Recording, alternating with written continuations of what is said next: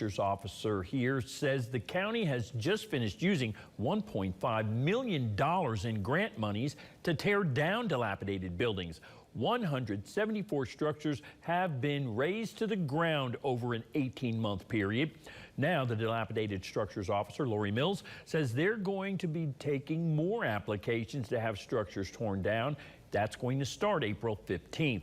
Mills says the county was awarded an additional $750,000 to tear down more buildings. However, she says some changes will be made to the process, including filing liens against properties.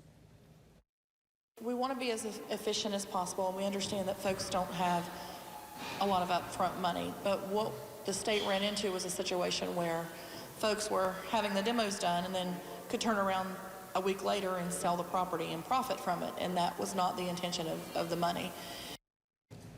Mills says that the process will still be free for applicants, but the length of the liens on the properties torn down is still being decided.